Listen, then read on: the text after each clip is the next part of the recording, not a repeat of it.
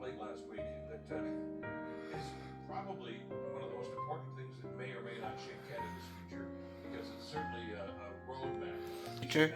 If you want to like this kind of content, please give it a like and subscribe. Continue pumping up like news that cover. Trump did one during his first administration. And this basically is, I think, a reflection of an awful lot of the stuff that we just put off as just ramblings of some stuff. A couple of days ago, I said, okay, I want to find out, the Canadian perspective on this. So I went to the big three television networks, the ones that we're supposed to rely on, the people who inform us what's going on. CBC didn't even have anything about this. Nothing. I went into the CBC, search engine, the archive, and they've got a story from the National Security Strategy that released in 2022. Well, that's irrelevant now. Nothing about this one. Both Global and CTV had a story on it, but it was not their story. It was just a reprint of the American Newswire version of the story, so it's only slanted towards how great this is going to be for the United States. It's not going to be great for Canada, and we need to talk about this.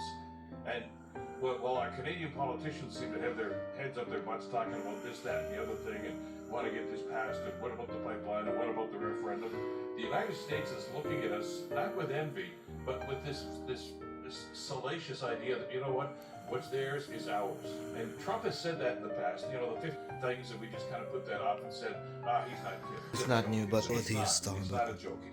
It's right here. It's right here in the paper. It's a 33-page document that essentially says that the United States sees itself as the sole authority in the Western Hemisphere, and it intends to assert political, economic, and military influence across North America, across the Western Hemisphere, to claim that authority.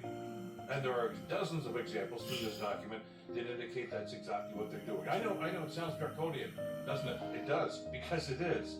And it sounds dystopian. I mean, all this stuff about, the Orwell 1984 stuff and everything is coming to pass. And it's right here in black and white for us tonight. And this is not news, I guess, to some people, because Trump's been talking about this for the last couple of months, of course. But, now there's basically, as we mentioned, a roadmap for this to happen.